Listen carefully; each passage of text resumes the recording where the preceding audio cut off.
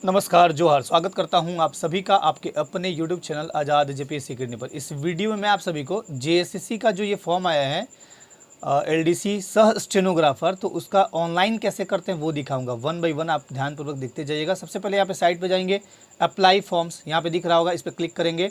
Apply forms पे जैसे ही click करेंगे तो पहले नंबर में online application for GIS CKHT CC 2023, इस पर आके अप्लाई नाउ पे क्लिक करना है। यहाँ पे पूछेगा, ओके कर दीजिएगा। ओके करने के बाद ये कुछ इस तरह इंटरफेस खुलेगा। इसके बाद आप सबसे पहले अगर रजिस्ट्रेशन शुरू में कर रहे हैं, एक बात हमेशा ध्यान रखिएगा कि जो पहले रजिस्ट्रेशन कर चुके हैं 2022 में जब ये फॉर्म आया था, उन्हें न्यू रजिस्ट्रेशन करना है, यानी आपका पहले वाला इनवैलिड हो गया। तो यहाँ पे रजिस्ट्रेशन पे क्लिक करेंगे तो इस तरह से इंटरफेस खुलेगा। सबसे पहले यहाँ पे आपका आएगा are you an Indian citizen, तो यहाँ पे आप करिएगा यस। नो अगर कर दिए तो फॉर्म ही नहीं खुलेगा, देखिए लॉक हो गया।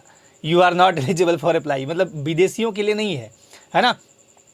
तो यहाँ पे सबसे पहले आपको क्या करना है, यस करना है, क्योंकि आप भारतीय नागरिक हैं। इसके बाद कैंडिडेट नेम करना है। तो चलिए मैं candidate name, date of birth और इसके नीचे जो है डेट ऑफ बर्थ के नीचे वो आपका होगा ईमेल आईडी, मोबाइल नंबर, ठीक है। ये सब भर के आपको दिखाता हूँ, ठीक है। इसके बाद हम लोग करेंगे सबमिट रजिस्ट्रेशन फॉर्म। तो यहाँ पे एक चीज़ ध्यान दीजिएगा, नाम, date of birth, email ID और मोबाइल नंबर, यानी ये चार चीज़ जो है ना सबसे इंपॉर्टेंट है। कौन कौन सा? मैंने बोला नाम, डेट ऑफ बर्थ, उसके बाद ईमेल आईडी और मोबाइल नंबर। ये गलती मत कीजिएगा। बाय द वे किसी का गलती हो गया, जैसे कि नाम में गलत हो गया या डेट ऑफ बर्थ गलत हो गया या ईमेल आईडी या मोबाइल नंबर, तो आपको कुछ नहीं करना है, फिर से रजिस्ट्रेशन नया कर देना है, ठीक है। तो चलिए मैं भरता हूँ।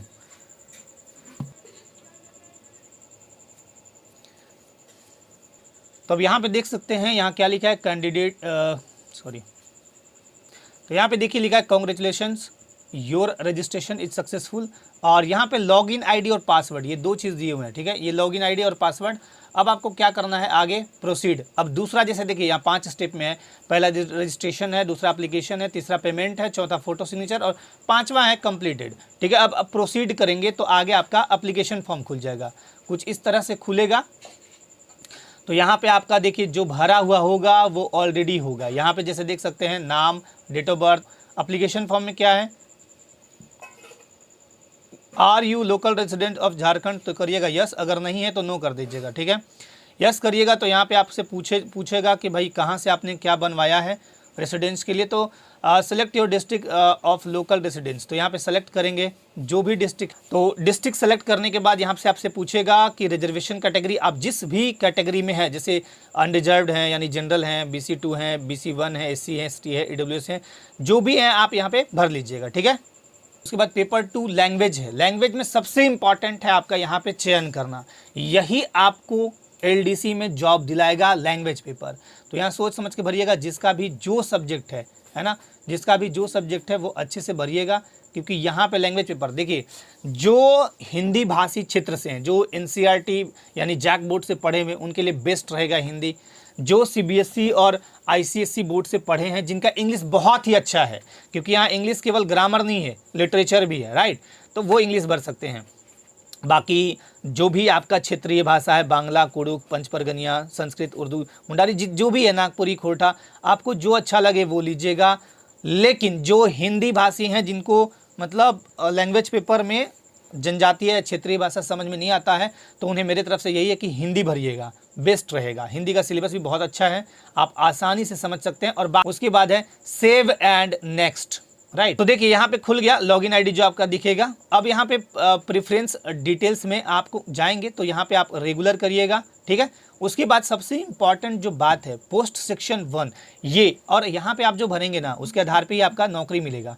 Post preference 1, post preference section 2, section 3, section 4 और डिपार्टमेंट प्रेफरेंस 1 से लेके 8 तक है, ठीक है।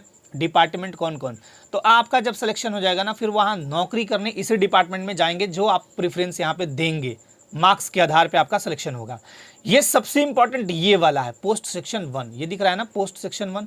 यहाँ पे आपका, यहाँ पे बहुत सारे लोग कंफ्यूज होते हैं क्या भरें। यदि आपको स्टेनोग्राफर आता है, यदि आप चाह रहे हैं कि हम स्टेनोग्राफर सीखें, स्टेनोग्राफर का हिंदी होता है आशुलिपिक। आशुलिपिक का मतलब ये वो जिससे मैं बोल रहा हूँ उसको आप कोडिंग करके फटाफट अपने कॉपी में लिख लिए। मैं बोलूँगा 80 की स्पीड से आपको लिखना है, यदि आपको आता है तो अच्छी बात है।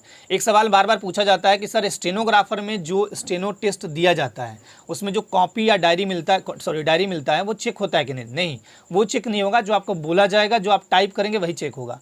तो यदि आप दोनों में इंटरेस्टेड हैं तो पहला बात ये भरिएगा, stenographer oblique personal assistant and lower division clerk both का ऑप्शन यहाँ पे दिया हुआ है। तो यदि आप दोनों भरना चाहते हैं तो बोथ करिएगा, और नहीं अगर आप स्टेनोग्राफर नहीं इंटरेस्टेड हैं, सिर्फ आपको लग रहा है कि हम किसी तरह टाइपिंग तो कर लें, तो एलडीसी भरिएगा, लोअर डिवीजन क्लर्क। मैं यहाँ पे बोथ करके देखता हूँ, ठीक है, यहाँ पे बोथ कर देता हूँ। आपको जो भरना है वो भरिएगा, ठीक है। अब यहाँ पे मांग रहा है पोस्ट प्रेफरेंस 1। अब यहाँ पे क्या भरेंगे, मैंने इसको पोस्ट प्रेफरेंस को लेके एक वीडियो बना रखा है, डिस्क्रिप्शन में मैं लिंक दे दूंगा, आप देख लीजिएगा, ठीक है। तो यहाँ पे पहला प्रेफरेंस आप क्या देना चाहते हैं वो देखिए। यहाँ पे पोस्ट प्रेफरेंस सिलेक्शन में लोअर डिवीज़न क्लर्क, ये आपका computer operator, lower division clerk office assistant computer operator, या लोअर डिवीज़न क्लर्क स्टेनोग्राफर या पर्सनल असिस्टेंट, जो आपको अच्छा लगे। अब चूंकि मान लीजिए आप अगर ये वाला भरते हैं यहाँ पे, ये बोथ वाला, तो इसी के हिसाब से पहला प्रेफरेंस दीजिएगा। मैं दोनों करके दिखा देता हूँ। तो इसके हिसाब से पहला प्रेफरेंस आपका होना चाहिए जिसमें दोनों चीज़ें हों, lower division clerk office assistant ये क्लर्क, एंड एक मिनट हट गया ना, कंप्यूटर ऑपरेटर। दूसरा है lower division clerk office assistant कम, और तीसरा यहाँ पे स्टेनोग्राफर या पर्सनल असिस्टेंट।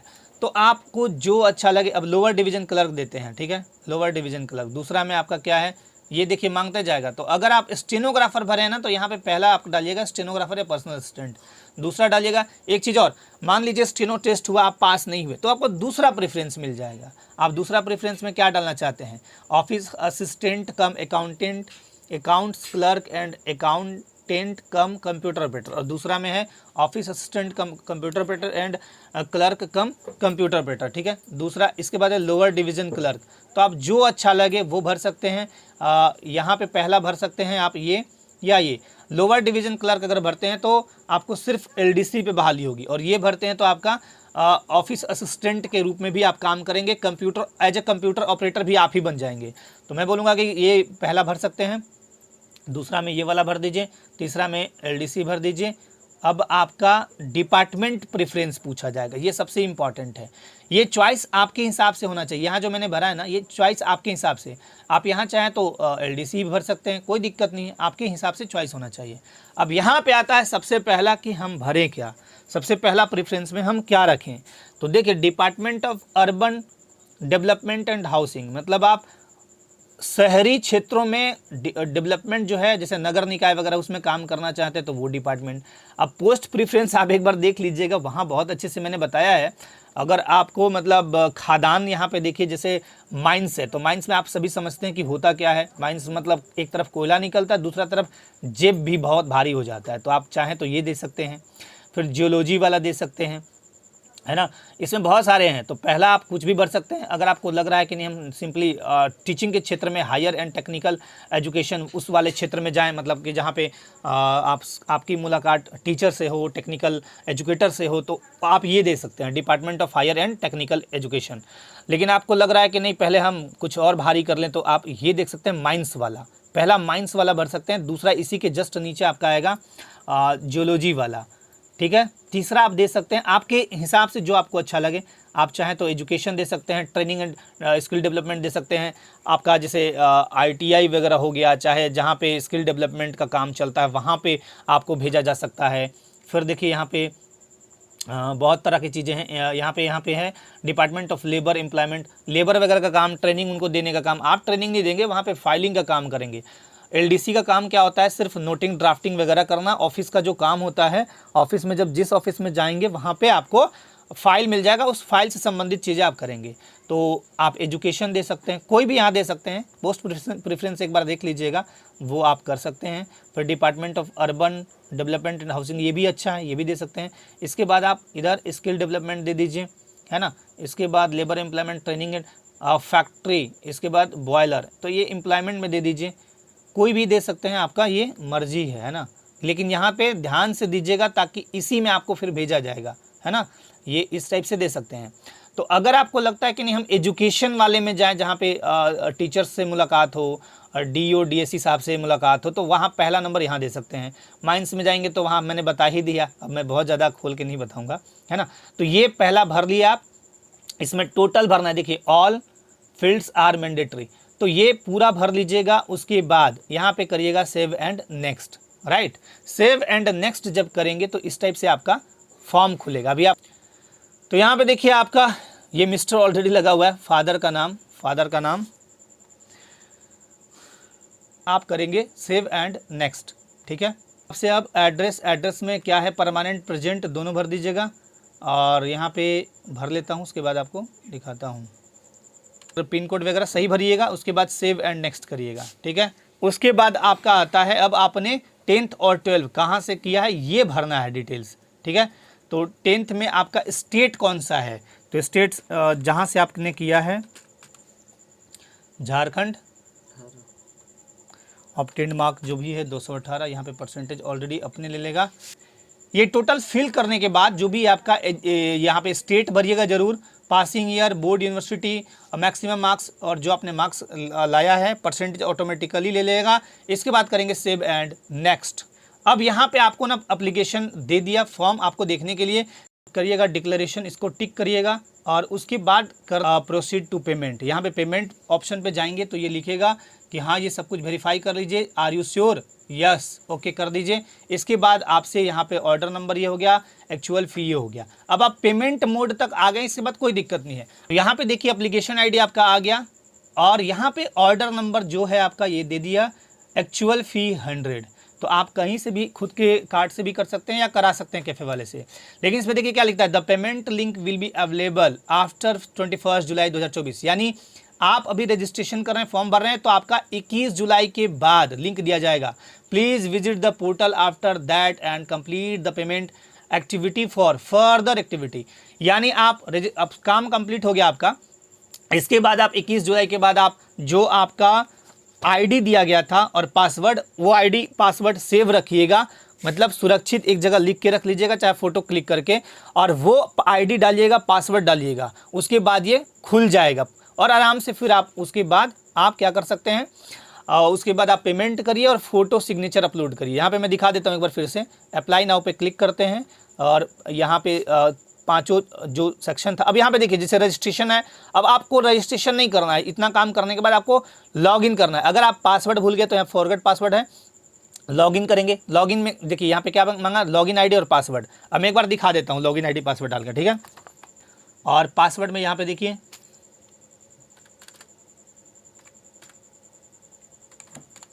ठीक है। इसके बाद साइन इन करिएगा। आपका क्या करेगा, अब यहाँ पे दिख जाएगा, ठीक है, यहाँ पे दिख जाएगा। इसके बाद आप क्या करेंगे, यहाँ पे खुलने के बाद ना आपका रजिस्ट्रेशन हो चुका है, एप्लीकेशन हो चुका है। अब आपका तीसरा काम है पेमेंट, लेकिन ये खुलेगा नहीं क्योंकि यहाँ पे लिखा है 21 जुलाई के बाद, तो ये पेमेंट होगा। उसके बाद फोटो सिग्नेचर, और फाइनली आपको कंप्लीटेड में ना प्रिंट आउट करने के लिए सब कुछ दे देगा, दिखा देगा कि आपका फॉर्म ये है, आपका कंप्लीट हो गया।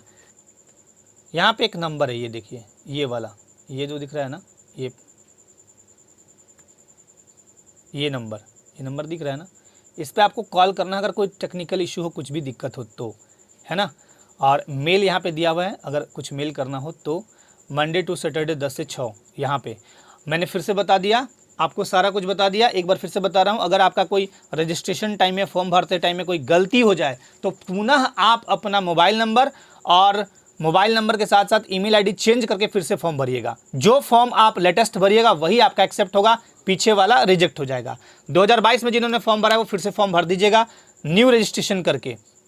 हो सकता है आपका मोबाइल नंबर और ईमेल आईडी चेंज करके भरना पड़े, लेकिन फिर से भर दीजिएगा, फ्रेश भरिएगा, ठीक है। देखिए कुछ चीज़ मैं बताते चलता हूँ, आपके लिए एक बैच भी है, बहुत ही शानदार तरीके से डिजाइन किया गया है। लेकिन उसके पहले बता देता हूँ आपको सबसे इंपॉर्टेंट, सबसे जरूरी बात कि आप जब फॉर्म भरेंगे ना तो 4 चीज बिल्कुल भूल के गलती मत करिएगा। अगर हो जाए तो उसके लिए मैंने बताया है, पहला अपना नाम, date of birth, email ID और मोबाइल नंबर, ये 4 चीज गलती नहीं करिएगा। और दूसरा सबसे इंपॉर्टेंट कि जब भरिएगा ना तो उसमें अपना लैंग्वेज अच्छे से सेलेक्ट कीजिएगा। लैंग्वेज को लेके भी आपके लिए देखिए बनाया गया, हालांकि ये बैच अभी आपको दिखेगा नहीं, राइट। मैं कुछ चीजें आपको बताते चलता हूं। जस्ट अभी 2 दिन पहले सहायक आचार्य 6 to 8 का एग्जाम संपन्न हुआ, पेपर 2 का। नागपुरी जिन्होंने भी ये वाला टेस्ट लिया था, ये वाला पूछ लीजिएगा, पता कर लीजिएगा। मुझे कैंडिडेट ही फ़ोन करके मैसेज करके बता रहे थे कि सर ये जो टेस्ट था ना, टॉप 20 नागपुरी टेस्ट सीरीज, बहुत कमाल का था। हालांकि अभी 12 टेस्ट ही इसमें लगे हैं और जो लोग दिए ना वो 11 टेस्ट दे के ही गए थे। कैंडिडेट का कहना था कि सर लग रहा था कि क्वेश्चन आप ही सेट किए। हालांकि यहाँ मैं जो मतलब कैंडिडेट्स के लिए काम करता हूँ, बस यही सोच के करता हूँ कि आपके लिए बेस्ट हो, एग्जामिनेशन आपका बहुत अच्छा जाए। तो एक तो ये हो गया। दूसरा सबसे इंपॉर्टेंट आपके लिए देखिए, शानदार तरीके से एलडीसी स्टेनो आपका सबसे पहले एग्जामिनेशन होना है, तो आपके लिए ना एक शानदार बैच लाया गया है। ये आपको एप्लीकेशन पे दिख जाएगा, कंप्यूटर बैच फॉर एलडीसी या स्टेनो, राइट। यहां लिखने थोड़ा दिक्कत हो रहा है। कंप्यूटर ज्ञान एवं हिंदी टंकन, 25 क्वेश्चन तो आपका कंप्यूटर ज्ञान से पूछा जाएगा और 25 क्वेश्चन ना आपका हिंदी टंकन से पूछा जाएगा। बहुत सारे कैंडिडेट कंफ्यूज हैं कि हिंदी टंकन में पूछा क्या जाता है।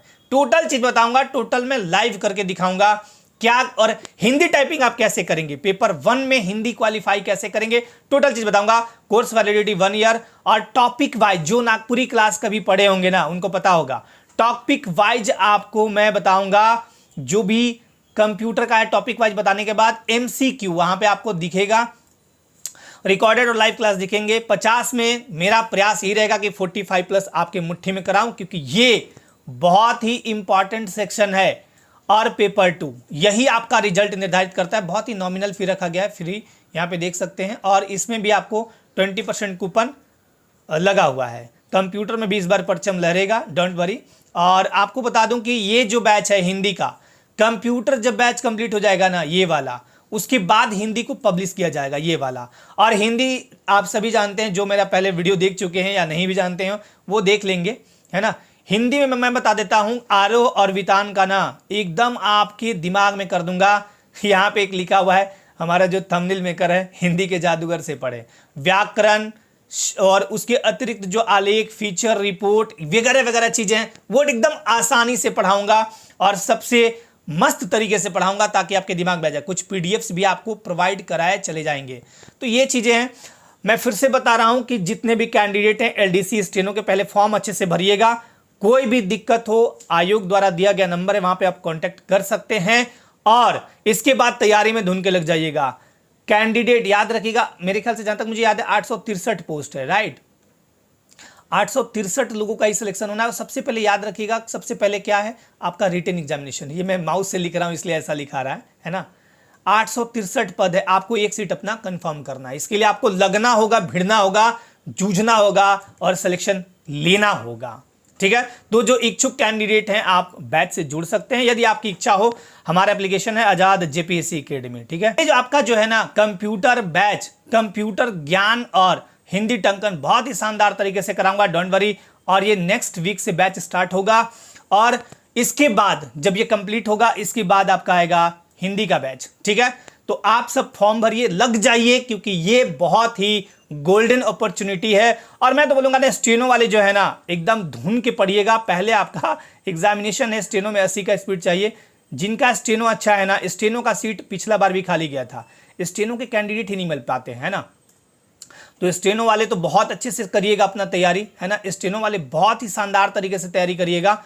और अगर स्टेनो आता है तो आपका एकदम सीट फिक्स है, इसमें सीट खाली जाते हैं, मैं बता दे रहा हूं, ठीक है। तो बाकी कोई भी दिक्कत हो तो आपके कमेंट सादर आमंत्रित हैं। अपने लाइफ में आप सभी स्वस्थ रहिए, मस्त रहिए, व्यस्त रहिए। आज के लिए बहुत बहुत धन्यवाद सभी को। जय हिंद।